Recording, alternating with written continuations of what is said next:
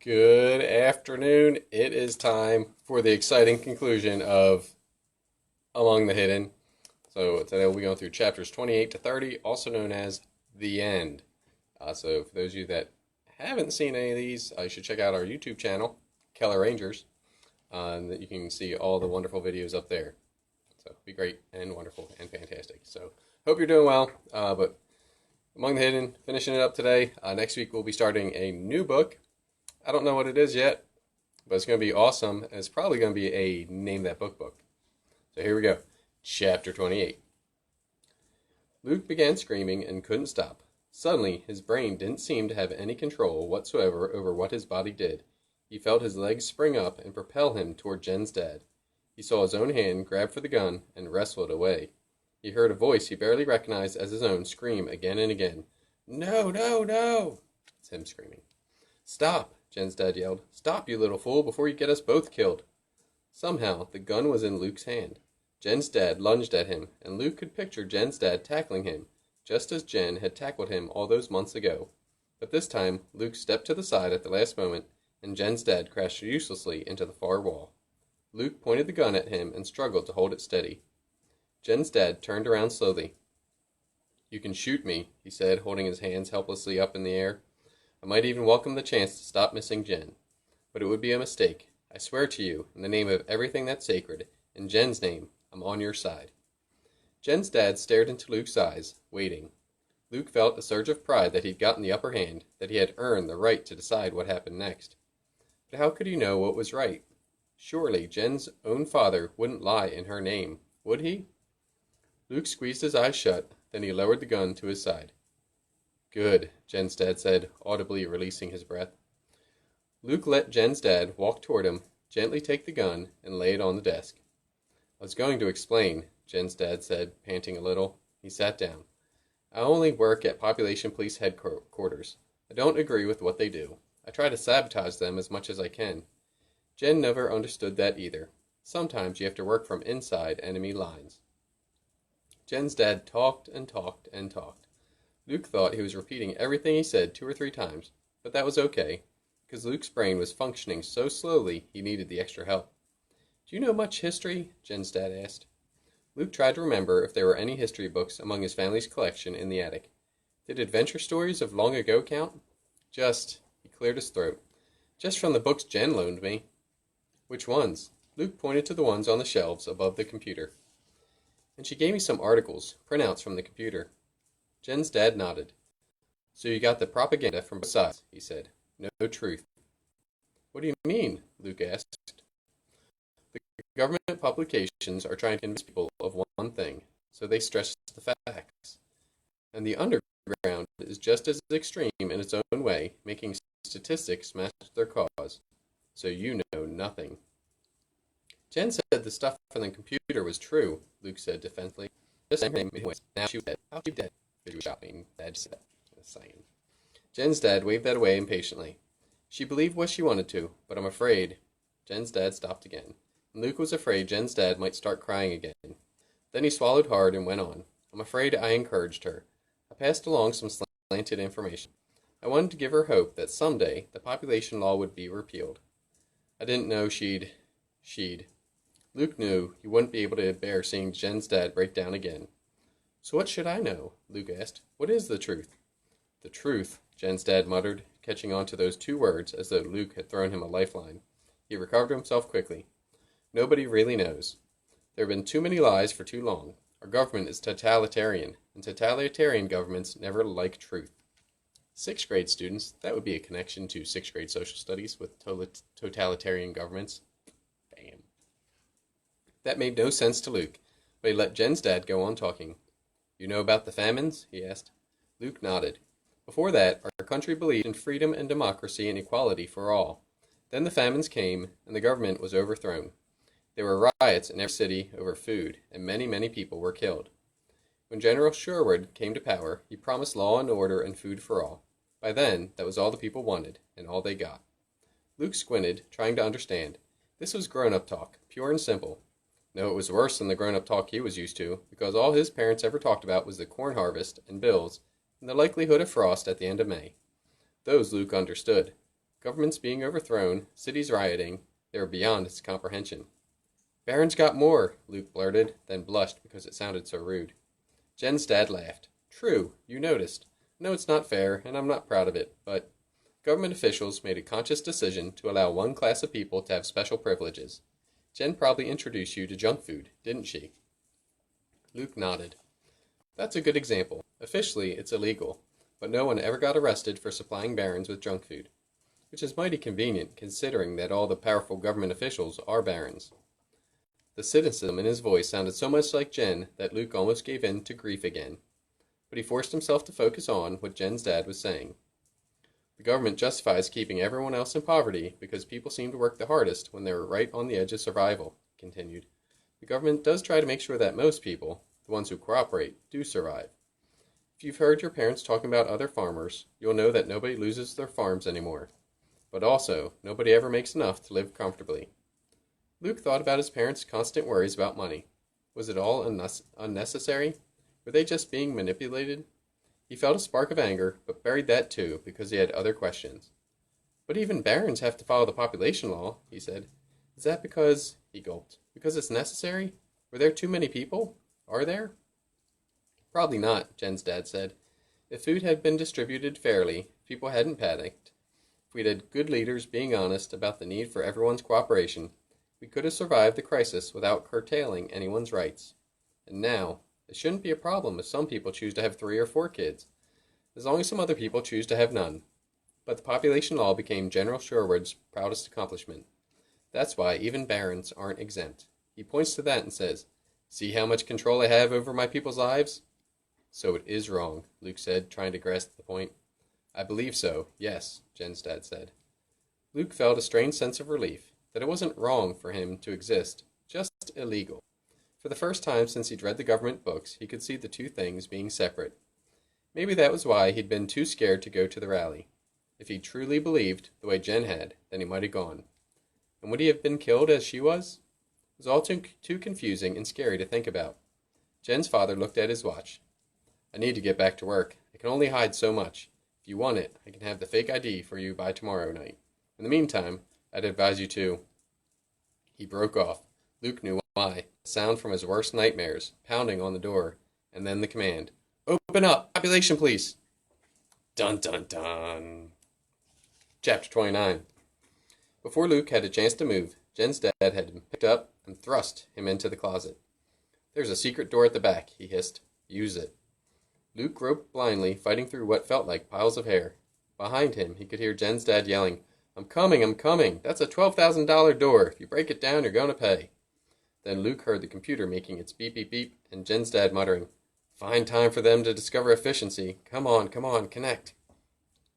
The pounding at the door grew louder, and a gruff voice yelled out, You have 3 seconds, George. Luke dug deeper into the closet. He couldn't even find the back wall, let alone any secret door. And then he heard a splintering sound from the front of the house. Seconds later, there were stomping footsteps in the computer room. What's the meaning of this? It was Jen's dad's voice coming from the hall, full of outrage. If he hadn't witnessed it himself, Luke never would have guessed that Jen's dad had been crying only moments before. He sounded too forceful, too assured, too confident that he was right, and anyone who opposed him was wrong. The stomping stopped. From deep inside the closet, Luke heard someone snicker. Caught you with your pants down, huh, George? Yeah, very funny, Jen's father replied, not sounding the least amused. There was a sound that could have been a zipper being zipped. Had it come to this, a man can't even go to the bathroom without his door being broken down by a bunch of morons with power complexes? You'll pay for that door, I assure you, Jen's dad said. If Luke had been one of the population police, Jen's dad would have scared him to pieces. Luke would have backed out, muttering, I'm sorry. He never would have believed that Jen's dad was hiding a third child. Hopefully, Luke paused in his burrowing into the Talbot's closet. But the voice that answered Jen's father carried only the slightest edge of doubt. Come off it, George. You know we're entitled to search and seizure. We have reports of that computer being used for illegal purposes just a half hour ago. You're even bigger fools than I thought, Jen's dad answered. Don't any of you read your memos? I reported to Central Command this morning that I was going to continue my sting operation in the illegal chat rooms. See, I wrote, Where's Jen? And, Hello? Is anybody there? Which is what some lost, confused third child who missed the rally might write. Are you so low-ranking that you don't know I was pretending to be the guerrilla leader Jen all along? Did you miss the commendation ceremony where I was awarded for the disposal of 40 illegals? Luke wondered that Jen's dad could say her name without his voice giving him away. If Luke didn't know Jen, hadn't known her, he corrected himself with a wince, and if he didn't know how much she trusted her father, he would have been certain that Jen's father had double-crossed her. As it was, his head swam with the fear that Jen's father still might betray him. How could he trust anyone who spoke so coldly of the disposal of third children? Luke struggled on through the closet, reaching a stack of blankets at the back. Finally, he touched the wall, but everything he felt was smooth. Jen's father said there was a door. There had to be a door. The voices from outside the closet were muffled now. See the memo? I'm sure it's on your desk back at the office with all the paperwork you never read. Jen's dad's voice raised, so Luke could hear him clearly. Or can you even read? Jen's father said. The population police officer ignored the insult. Show us on the computer. Very well. Luke prayed that Jen's dad had something to show them. He could not find the door, though he ran his fingers along the wall again and again. His heart was beating so loudly he was sure the population police could hear him. All he could hear of the population police and Jen's father were mutterings. Then the one officer's voice rang out, You're lying, George. We're going to search. Just because of a computer malfunction? Fine. It's not my problem. Luke was stunned by the indifference in Jen's father's voice. But when you don't find anything, and you won't, you know that I'm entitled to the illegal search and seizures benefits granted to barons, and I'll press charges. Shall I use the extra money on caviar or champagne? Oh, George, you wouldn't really sue. You don't think so? Then go ahead. Start here. Suddenly, the closet was flooded with light. Luke stifled a gasp. How could Jen's father have flung open the door of the very place Luke was hiding? Desperately, Luke yanked a blanket over his head. None of the population police answered Jen's father, but the pattern of shadows that fell on Luke's blanket made him think the population police were standing right in the doorway of the closet. He heard hangers scraping against a metal bar, and then the population police walked away. Confused and terrified, Luke remained huddled under the blanket. He could hear muffled footfalls elsewhere in the house, and was certain to be returning to the computer room any minute. Before they killed him, he hoped they let him go back to his parents and tell them how much he loved them. He could apologize to Matthew and Mark, too, for not appreciating the checkers and card games they played with them when he knew they'd rather be outside. And probably he should apologize to his parents for disobeying and coming to Jen's house in the first place.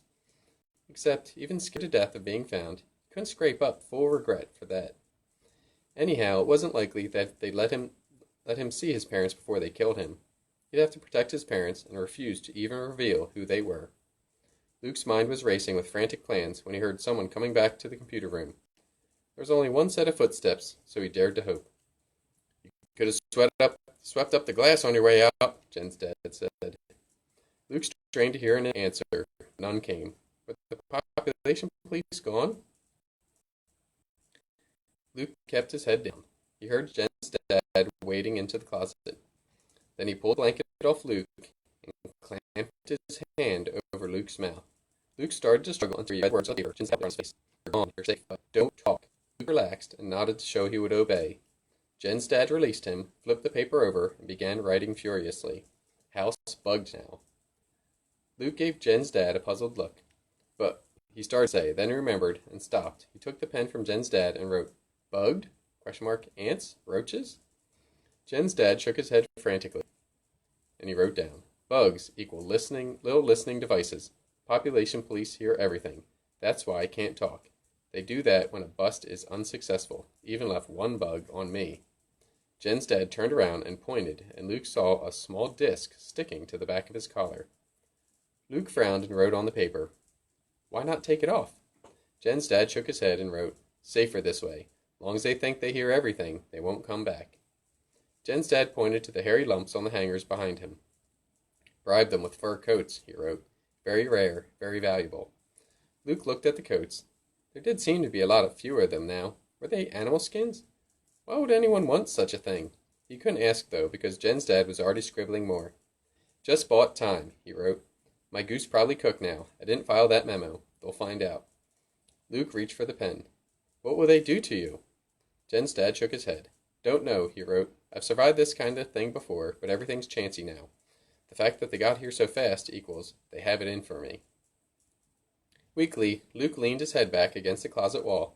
That reminded him of his frantic search along its surface. He reached for the paper and wrote, "Where's the door?" Jen's dad pulled out a new sheet of paper. Shaking his head, he wrote, "Isn't one. Just wanted you to get to the back of the closet." Luke buried his face in his hands. Jen's dad was a good liar. There was no doubt about that. How could Luke trust him? Luke raised his head and watched as Jen's dad scribbled something else on the paper. His expression was concerned Luke somehow that he was sorry. He could have turned Luke in, gotten praise and another commendation ceremony. But how confusing to never know when someone was lying. Jen's dad turned the paper to face Luke. It said, "So, want fake ID or not?" Luke gulped. After a minute, he wrote back, "Am I safe if I don't?" Jen's dad seemed to be weighing the question. He narrowed his eyes and wrote, "Probably. They're after me now, not you. If they really thought there was an illegal here, they wouldn't take a bribe. Or they would take it, and you too. But I'd advise, get the ID." Luke wrote back, "Can't I wait? Think about it for a while?" That was what Luke wanted. Or not even to think, but to hide from thinking for a while. He wanted to remember Jen and grieve for her by himself. He didn't want to have to think about what parts of the population law were good, what parts were bad, or why his family didn't have more money. He didn't want to have to figure out Jen's dad and other people like him, who could pretend to be so many different things. He didn't want to have to decide something now that could change the rest of his life. But Jen's dad had written back, "Don't know, maybe a case of now or never." Luke scrawled, "Why?" Jen's dad wrote for a long time, then he turned the paper to Luke and said, "I have power now. Tomorrow, probably. Next week? Next year? Can't tell with our government. Favored lackey one day, persona non grata the next. Never know. No guarantees." Luke stared at the paper until the words blurred together. He had to decide, now. He thought about reading and daydreaming in the attic the rest of his life. His parents were kind to him, even if they weren't around much. And as much as Matthew and Mark had always teased him, he was pretty sure they would take care of him if his parents couldn't someday.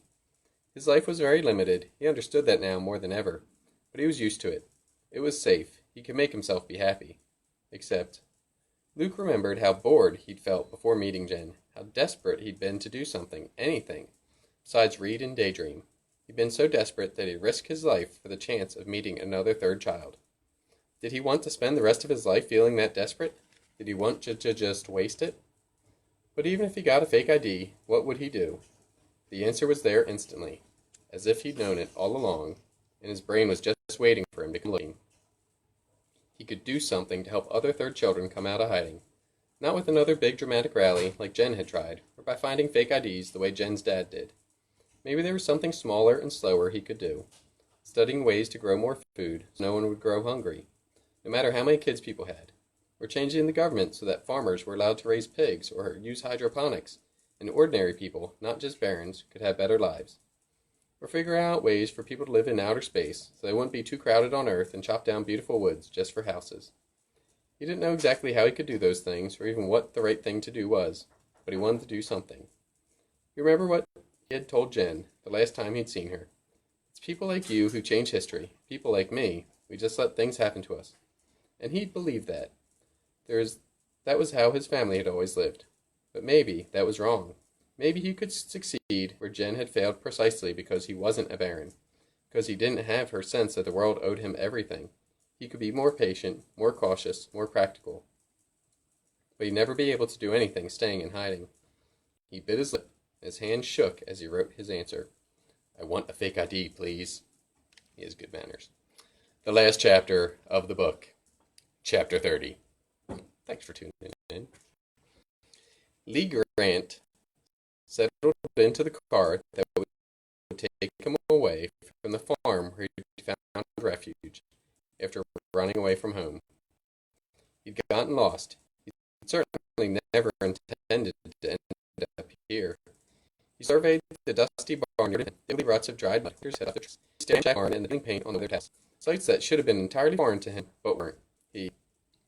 Luke gulped, unable to keep thinking in his new identity of Lee Grant quite yet. It was too soon, too hard. His shoulder felt the warmth of Mother's last hug. He looked down at his hands, clenched together in his lap, and they already seemed like someone else's against the background of his crisp, new trousers. No more ragged blue jeans and hand-me-down flannel shirts for him. He had a whole suitcase in the trunk, full of the same kind of fancy barren clothes he'd laughed at all those months ago. He didn't care about the clothes, but he wished that they'd let him keep his name at least. Yet Jen's father had been proud that he'd gotten to keep the same initials. "A rush job like this, it's a wonder you're not stuck with Alphonse Xerxes," he bragged in the letter he dropped off the night before, pretending he was just coming to ask Luke's parents to cut back the willow tree that draped over onto the Talbots' land. The real Lee Grant was a baron. He had died in a skiing accident just the night before. His parents wanted nothing to do with Luke. Too painful, Jen's father had explained. But they had agreed to donate their son's name and identity card, the way people had once donated hearts and kidneys. Some secret group that helped their children had arranged it. The group also had agreed to pay for Luke to go to private school as a boarder year-round. Supposedly, he was transferring in during the middle of term as punishment for running away. He'd read about such places in the books and the seemed a strange way to live without fame, but he was just as not to have to pretend to love another set of parents. Now Luke looked back at his family's porch, where Mother and Dad and Matthew and Mark were standing and already waving. Dad and Matthew looked gruff, and Mark merely looked serious. Strange for him, but tears were streaming down Mother's face. Too, Luke had told his parents everything. He started with his first visit to Jen's house, and Mother had immediately scolded. "Oh, Luke, how could you? The danger. I know you're lonely, but honey, promise us never again." "That's not all," Luke had told her. He told the rest of the story without looking at her, till he reached the end and his decision to get a fake ID. And the sound of her sobbing made it impossible to avoid looking. She was red-eyed and devastated. "Luke, no, you can't," she gasped. "Don't you know how we missed you?" "But Mother, I don't want to go," Luke said. "It's just that I have to. I can't spend the rest of my life hiding in the attic. What will happen when you and Dad can't take care of me anymore?" "Mother or Mark will," she replied. "But I don't want to be a burden on them. I want to do something with my life. Figure out ways to help other third kids make..." All the things he thought of sounded too childish to explain in the face of Mother's sobbing, so he finished weakly, "Make a difference in the world." "I'm not saying you can never do that," she answered, "but that's years away. We'll figure out some way to get a fake ID for you when you're grown up, somehow." She turned to Luke's father. "Tell him, Harlan." Dad sighed heavily. "The boy's right. He needs to go now, if he can." Luke could tell his father's words came out painfully, but they still stabbed at him. Maybe part of him had been secretly hoping his parents would forbid him to go, would lock him in the attic, and keep him as their little boy forever. "I've trekked around some, quiet-like, to see if anyone heard of a third child getting to live a normal life. Around here, they can't," Dad said. "As far as I can tell, he's not going to get another chance." Luke turned back to his mother, because it was too hard to look at Dad while he was saying that. But the pain twisting Mother's face was worse. "Then I guess we don't have a choice," she murmured. That had been 2 days ago, and ever since then she'd called in sick to work and stayed home, spending every second with Luke. They played board games and cards, but she interrupted every move with, "Do you remember?" or "I remember." The coups he made as a baby, his first steps, his delight in discovering dirt the spring he was 2, the first time he'd hoed a straight row, the zucchini he'd grown as long as his arm, the bedtime stories and tucking ins. She was filling him up with memories he knew for the times when he'd have no one to talk to about it. It was hard to listen to. He wished they could just move the monopoly pieces to pretend this time away. But all too soon this morning had come. Then Dad put in a car and shake hands with Luke. "Mr. Garner, thank you very much for putting this to arrival immediately. From here, the girls were sick." He turned to Luke. "Young man, what you did with your responsibility. The only thing I did was remember to take ID card. I guess to her, we shoot first and ask later." He clapped Luke back and slid his hand down to slip something into Luke. Reached down to touch the sidge of an ID card. His card. "Sorry," Luke muttered, tears in her eyes. Dad was shaking his head sternly and patting his chest as if looking for something in his hidden pocket. "Bugged," he mouthed. When Luke's parents nodded to show they understood, he stopped at it and pulled out an official paper. "Ah, here they are, your travel papers. We're sending you to Hendrick's School for Boys. If you don't shape up," Dad gave him a look that somehow also conveyed him sympathy. Mother cleared her throat. "Would it be all right if we gave him a goodbye hug? I've gotten kind of fond of him in the time he's been here." Ben's father nodded, and then both Luke's parents held him tight and released him. "Be a good boy now, you hear?" Mother said. Luke could tell she was trying to make it jokey, the way she might talk to some other mother's runaway son. But for the life of him, he couldn't come back with a joking response. He only nodded, blinking hard. And then he stumbled to the car and tried to be late. Jen's dad circled the car and slid in on the driver's side. He started the car and pulled out. "You're just lucky you're getting such a highly paid chauffeur," he said. "If I weren't a personal friend of your father's cousin." Luke wasn't sure if there was a hidden message in the words, or if Jen's dad was just talking for the sake of it. He decided he couldn't analyze it yet. He peered back at his frantically waving family till they were out of sight. Soon the car was passing the other side of the barn and the field beyond. Views Luke had never seen, though he'd spent his entire life within 100 yards of them. In spite of the fear gnawing in his stomach and the anguish of missing his family already, he felt a thrill of excitement. There was so much to see. He'd have to tell Jen. Jen. The grief he'd been avoiding for days welled over him again. "But I'm doing this for you, too, Jen," he whispered, too softly for Jen's dad or the bug to hear over the car's hum. "Someday, when we're all free, all the third children, I'll tell everyone about you. They'll erect statues to you and name holidays after you." It wasn't much, but it made him feel better. A little. Luke stared back at his family's farm as long as he could. He could see just the roof of Jen's house beyond the sparse line of trees. And then, in no time at all, it seemed, everything familiar disappeared over the horizon. Lee Grant turned around to see what lay ahead. The end. That is the end of Among the Hidden. If you like that book, the next book in the series is called Among the Barrens. Again, it's a 7-part series for the books. So again, this by Margaret Peterson Haddix. So check out the next books in the series. But thanks for tuning on in to Reading with Mr. Eble. We'll be doing it again next week on Monday.